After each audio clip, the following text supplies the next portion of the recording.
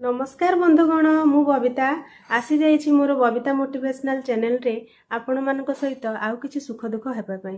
बंधुगण आजिर विषयटी जहा विषय मु आपनक सहित कथा हेबी सेठी आम जीवन रे आमे सुखी रहिबा पई हमर संसार को ठीक भाबरे चलेबा पई आसी जिंसटी जानिबा बहुत जरूरी।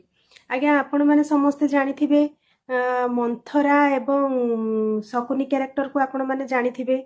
रामायण महाभारत पढ़ी हो कि टीवी रे रामायण महाभारत देखी हो आपण मैंने मंथरा एवं शकुनी कैरेक्टर को खूब भल भाव जानी।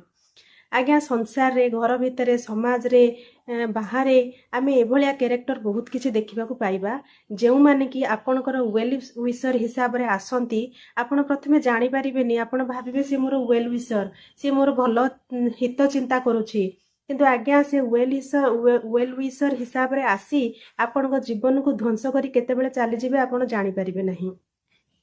तेणु आज्ञा एभली कैरेक्टर को जदि आपण चिन्हुचंती से घर भितर हो सी वर्क प्लेस रे हो सी समाज भितर हो आपण साई पड़िसा रे हो ताहले सेमानक ठारू आपण दूरेइकिरी रहंतु। जेते दूरेइकिरी रहिबे आज्ञा आपणकर जीवन सेते सुगम्य हबो। जदि सेमानक सहित आपण टच रे रहिबे ताहले आपणक जीवन को नरक करदेबे। जेउ भली मंथरा सकाळ राति पाइथिले राम राजा होइथान्ते तांको वनवास को पठेदेला। वनवास को पठेइकिरी भी कईकेई कौन पाइले मंथरा कथारे पड़ी ना तो भरत राजा हो पारले ना सी जहाँ चाहिए ताहा भी हो पारलानी बरं दशरथकर मृत्युर कारण बनिले एवं सीता राम एते कष्ट पाइले। तेणु आज्ञा गोटे मनीषर कुमंत्रणा पड़ी तांकर पूरा परिवार पूरा राज्य समस्ते कांदी समस्त दुख पहुंची। ठीक सेमिति शकुनी को आपण जानिथिबे से जनकर कुमंत्रणा पड़ी दुर्योधन शेष रे कौन होइथिला समग्र कुरुवंश नाश जाइथिला। केवल कुरुवंश नाश जाई नथिला जेतेबेले पांडव माने तांको सहित धर्मयुद्ध करथिले पांडव पक्षर मध्य खूब जो माने कि किछि दोष करनथिले सेमानकर जीवन जाइथिला। आपण भाबंतु तो अभिमन्यु गोटे बालक से कौन करथिला तार मध्य जीवन जाइथिला। तेणु आज्ञा गोटे गोटे मनीषर कथार पड़ी केते जन कष्ट पाउछंती सेटा आपण कल्पना करि परिबे नाही।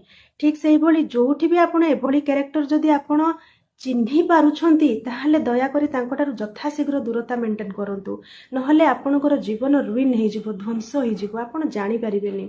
आज्ञा मु निजे मोर मतामत मोर पर्सनल मतामत कहूची मते जदि केही आसी अन्य जनक विषय रे मोर हिताकांक्षी साजी आज्ञा सी कहबो जे आउ जणे एमती कहूतुला सेमती कहूतुला आज्ञा विश्वास करिवेनी मु सी जिए कहूतुला बोली कहिबे से लोकटी ऊपर मोर जेतिकी राग आसे नाही। जी आसिकी मते कहे जे सी एमिति कहूतुला किंबा सेमिति कहूतुला मते जी कहे ता ऊपर मोर राग आसे तेना आज्ञा मु तो से कथाटी डायरेक्ट सुनी नथिली।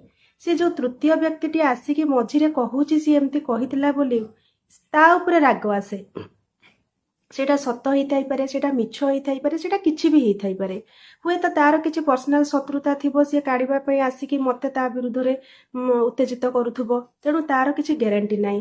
तेणु मते से लोकटी ऊपर जेतिकी राग लागे नाही जी आसी हिताकांक्षी साजी मते सजेशन दिए मते कहे आज्ञा विश्वास करिवनी मते ता ऊपर राग लागे एवं से भलिया मनुष्य ठारू मु धीरे धीरे दूरेई जाए। आपण माने मध्य एई कामटी करू आपणकर करंतु आपण मानकु मध्य जदि आपणकर हिताकांक्षी साजी केही आसी अन्य विरुद्ध रे उत्तेजित करूची अन्य विरुद्ध रे किछि आपणकु खबर पहुंचौची ताला आज्ञा दया करी से भली लोकन ठारू दूरेई जांतु। काहे कि ना आज जे अन्यर कथा आसी आपणको पाखरे कहि पारुची तार कोन भरोसा काली आपणको कथा न जाई सेठी न कहउतबो से जदि सेठी कथा आई सेठीर कथा आसी एठी कहि पारुची आज्ञा एठीर कथा सेठी न कहउतबो बोली कोन भरोसा कोन ग्यारंटी अछि मते कहंतु। एभलिया कैरेक्टर जहा को भी देखुछंती ताहाटार दया करी दूरेई जांतु एवं जदि पारुछंती तांको कहि दियंतु जे से पुरुष होइथांतु किंबा स्त्री होइथांतु जे देखंतु भाई किंबा भौणी मु एसबु विषय किछि जानि नथिली मते आसी आपण एसबु विषय कहंतु नाही। एहा द्वारा मते मानसिक चाप बढ़ुची मोर मानसिक स्तर में अशांत होउची। तेणु कोउठी कोन सुनी दया करी मते आसी कहंतु नाही। जदि सुनुचंदी आपणक भितरे रखंतु। मोर भी भगवान कान देइछंती आखि देइछंती बुद्धि देइछंती विवेक देइछंती मु निज कान रे सुनिबी मु निज आखि रे देखिबी ମୁଁ ନିଜେ ଜିନିଷଟାକୁ ଅନୁଭବ କରିବି ତାହେଲେ ଯାଇ ମୁଁ ବିଶ୍ୱାସ କରିବି। ଆପଣ ଦୟାକରି ଏଭଳି ଖବର ମୋତେ କୁହନ୍ତୁ ନାହିଁ। ଗୋଟିଏ ଥର ଆପଣ କହିକି ଦେଖନ୍ତୁ, ଦ୍ୱିତୀୟ ଥର ସେ ଆପଣଙ୍କୁ କହିବ ନାହିଁ। ଯଦି ଆପଣ ଶୁଣିବେ ଏବଂ ଶୁଣିକି ପୁଣି ତା କଥାରେ ମାତିକି ଅନ୍ୟ ସହିତ ଆପଣ ନିଜର ସମ୍ପର୍କକୁ ଖରାପ କରିବେ, ତାହେଲେ ସିଏ ତାର ସିରିଏଲ ଚଲେଇବ ଏବଂ ଆପଣଙ୍କ ଜୀବନକୁ ଧ୍ୱଂସ କରିଦେବ। ଏଭଳିଆ ଲୋକଙ୍କ ଠାରୁ ଦୂରେଇ ଯାଆନ୍ତୁ ଏବଂ ସ୍ପଷ୍ଟବାଦୀ ହେଇ କହିଦିଅନ୍ତୁ, ମୋତେ ଏସବୁ ପସନ୍ଦ ନାହିଁ। କେଉଁଠି କ'ଣ ଆପଣ କଥା ହେଉଛନ୍ତି, କେଉଁଠି କ'ଣ ଶୁଣୁଛନ୍ତି, ମୋତେ ଆସିକି କୁହନ୍ତୁ ନାହିଁ। ଦେଖିବେ ଆପଣଙ୍କ ଜୀବନ ଇଜି ହେଇଯିବ। ଆପଣମାନେ ଆମେ ପିଲାବେଳୁ ଗୋଟିଏ କଥା ଆମେ ଶିଖିଛୁ ଯେ ନିଜ ବୁଦ୍ଧି ଠାକୁର, ପର ବୁଦ୍ଧି କୁକୁର। ଆଜ୍ଞା, ପର ବୁଦ୍ଧିରେ ଯଦି ପଡ଼ିବେ ସବୁବେଳେ ଅବସ୍ଥାହୀନସ୍ଥା ହେବେ। ତେଣୁ ଭଗବାନ ସମସ୍ତଙ୍କୁ ବୁଦ୍ଧି, ବିବେକ, ଜ୍ଞାନ ଦେଇ ଛାଡ଼ିଛନ୍ତି। ପଞ୍ଚ ଇନ୍ଦ୍ରିୟ ଦେଇଛନ୍ତି। ଆମେ ଆଖିରେ ଦେଖିପାରୁଛୁ, କାନରେ ଶୁଣିପାରୁଛୁ, ଆମକୁ ବୁଦ୍ଧି ବିବେକ ଦେଇଛନ୍ତି। ଆମେ ନିଜେ ବିବେଚନା କରି ଜାଣିପାରିବା କେଉଁଟା ଠିକ୍ କେଉଁଟା ଭୁଲ। ତେଣୁ ଯେପର୍ଯ୍ୟନ୍ତ କଥାରେ ଅଛି, ଯାହା ନ ଦେଖିବ ବେନି ନୟନେ ପରତେ ନ ଯିବ ଗୁରୁ ବଚନେ। ମାନେ ଯାହା ନ ଦେଖିବ ବେନି ନୟନେ, ଦୁଇ ଆଖିରେ ନ ଦେଖିଲା ପର୍ଯ୍ୟନ୍ତ ପରତେ ନ ଯିବ ଗୁରୁ ବଚନେ। ଗୁରୁ କହିଲେ ମଧ୍ୟ ବିଶ୍ୱାସରେ ଯିବେ ନାହିଁ, ବିଶ୍ୱାସ କରିବେ ନାହିଁ। ଆଖି ଅଛି, ଆଖିରେ ଦେଖିବେ, କାନ ଅଛି, କାନରେ ଶୁଣିବେ, ହୃଦୟଙ୍ଗମ କରିବେ ସେ ଜିନିଷଟାକୁ, ତାହେଲେ ଯାଇ ଆପଣ ସେଟାକୁ ବିଶ୍ୱାସ କରିପାରିବେ। କିନ୍ତୁ ତୃତୀୟ ବ୍ୟକ୍ତି ଠାରୁ ଶୁଣି କେବେ ବି କୌଣସି ଡିସିସନ୍ ନିଅନ୍ତୁ ନାହିଁ। କେବେ ବି କାହା ଉପରେ ଆପଣଙ୍କର ରାୟ ଦିଅନ୍ତୁ ନାହିଁ। କାହା ପ୍ରତି ନିଜର ମନୋଭାବ ବଦଳାନ୍ତୁ ନାହିଁ। ଯିଏ ଆସିକି ତୃତୀୟ ବ୍ୟକ୍ତିଟି ଆସି ଅନ୍ୟ ବିଷୟରେ ଆପଣଙ୍କୁ କିଛି ମତାମତ ଦେଉଛି, କିଛି ଆପଣଙ୍କୁ ତା ବିଷୟରେ କହୁଛି, ଦୟାକରି ସେଭଳି ଲୋକଙ୍କ ଠାରୁ ଆପଣ ଦୂରେଇ ଯାଆନ୍ତୁ। କାହିଁକିନା ଏଭଳି ଯେଉଁ ଆପଣ ଯେଉଁ ମନ୍ଥରା ବୋଲି ମୁଁ କ୍ୟାରେକ୍ଟରଟା କହିଲି, ଯେଉଁ ଶକୁନି ବୋଲି କ୍ୟାରେକ୍ଟରଟା କହିଲି, ଏଭଳିଆ ଲୋକ ଦୁନିଆରେ ବହୁତ ଜଣ ବୁଲୁଛନ୍ତି ଏବଂ ତାଙ୍କଠାରୁ ଆପଣ ଦୂରେଇକି ରୁହନ୍ତୁ। ସେମାନେ ଆପଣଙ୍କର ହିତାକାଂକ୍ଷୀ ଭାବରେ ଆସନ୍ତି, କିନ୍ତୁ ଆପଣଙ୍କର ଜୀବନଟାକୁ ଧ୍ୱଂସ କରିଦିଅନ୍ତି। ନିଶ୍ଚୟ ଚିହ୍ନିପାରିବେ, ଆପଣ ଚିହ୍ନିପାରିବେ। ମୁଁ କହିଲି ନା, ମନେକର ଜଣେ ଆସି ଆପଣଙ୍କୁ କହୁଛି ଯେ ଅମୁକ ବ୍ୟକ୍ତି ଆପଣଙ୍କ ନାଁରେ ଏଭଳିଆ କହୁଥିଲା, ଆପଣ ତ ନିଜେ ଶୁଣି ନାହାନ୍ତି ସେ ବ୍ୟକ୍ତିଟି ଆସି କହିଲା କାହିଁକି, ତାର କ'ଣ ସେଥିରେ ଦରକାର ଥିଲା ସିଏ ଆସିକି କହିଲା। ଆପଣ ନିଜେ ନ ଶୁଣିଲା ପର୍ଯ୍ୟନ୍ତ, ନିଜେ ନ ଦେଖିଲା ପର୍ଯ୍ୟନ୍ତ ତା କଥା ଶୁଣନ୍ତୁ ନାହିଁ, କିମ୍ବା ତାକୁ କୌଣସି ପ୍ରକାର କଥା ସେ ତୃତୀୟ ବ୍ୟକ୍ତି ବିଷୟରେ, ଦ୍ୱିତୀୟ ବ୍ୟକ୍ତି ବିଷୟରେ ଆପଣ କୁହନ୍ତୁ ନାହିଁ। କାହିଁକିନା ସିଏ ସେଠି କଥା ଯଦି ଏଠି ଆସି କହୁଛି, ଏଠି କଥା ବି ଯାଇ ସେଠି କହିବ।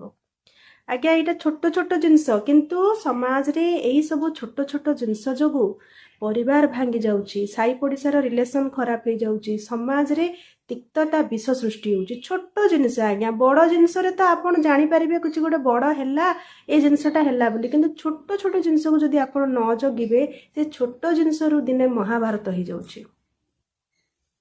ତେଣୁ ଆପଣଙ୍କୁ ଯେଉଁ କହିଲି, ଯାହା ନ ଦେଖିବ ବେନି ନୟନେ ପରତେ ନ ଯିବ ଗୁରୁ ବଚନେ। ଯାହା ନିଜର କାନରେ ନ ଶୁଣିବ ସେଇଟା ବି ବିଶ୍ୱାସ କରିବ ନାହିଁ, ଯାହା ନିଜ ଆଖିରେ ନ ଦେଖିବ ସେଇଟା ବି ବିଶ୍ୱାସ କରିବ ନାହିଁ। ଏବଂ ଯିଏ ବି ହିତାକାଂକ୍ଷୀ ସାଜି ଆସି ଆପଣଙ୍କୁ କର୍ଣ୍ଣମନ୍ତ୍ର ଦେଲା ଭଳି କାମ କରୁଛି, କିଛି ଗୋଟେ ନେଗେଟିଭ ଜିନିଷ ବତଉଛି, ତାଠାରୁ ଦୂରେଇ ଯାଆନ୍ତୁ। ହଁ, କିଛି ଗୋଟେ ଭଲ ଜିନିଷ ଆପଣଙ୍କୁ ଜଣେ ଶିଖଉଛି, ତାହେଲେ ତା କଥା ଶୁଣନ୍ତୁ। କିନ୍ତୁ ଯଦି କିଛି ନେଗେଟିଭ ଜିନିଷ ଜଣେ ବତଉଛି, ଘର ଭାଙ୍ଗିଲା ଭଳିଆ ହଉ, କିମ୍ବା କଳି ଲାଗିଲା ଭଳିଆ ହଉ, କିମ୍ବା ଆପଣଙ୍କର ଯେଉଁ କଥାଟା ଶୁଣିଲେ ଆପଣଙ୍କ ମନରେ ମାନେ ବିଷର୍ଣ୍ଣତା ସୃଷ୍ଟି ହେଉଛି, ଆପଣଙ୍କ ମନର ଶାନ୍ତି, ମାନସିକ ଶାନ୍ତି କ୍ଷୁଣ୍ଣ ହେଉଛି, ସେଭଳିଆ କଥା ଯିଏ ଆସି ଆପଣଙ୍କୁ ଶୁଣାଉଛି, ଦୟାକରି ତାଠାରୁ ଦୂରତା ମେଣ୍ଟେନ୍ କରନ୍ତୁ। ଏତିକି କହି ମୁଁ ମୋର ଭିଡ଼ିଓଟି ଆଜି ଏଇଠି ସାରୁଛି। ଆପଣମାନଙ୍କୁ ଯଦି ମୋ ଭିଡ଼ିଓ ଭଲ ଲାଗିଥାଏ, ତାହେଲେ ଅଧିକରୁ ଅଧିକ ଲାଇକ୍ କରିବେ, ସେୟାର କରିବେ, କମେଣ୍ଟ କରିବେ ଏବଂ ସବସ୍କ୍ରାଇବ୍ କରିବେ। ରହୁଛି ଆଜ୍ଞା, ନମସ୍କାର।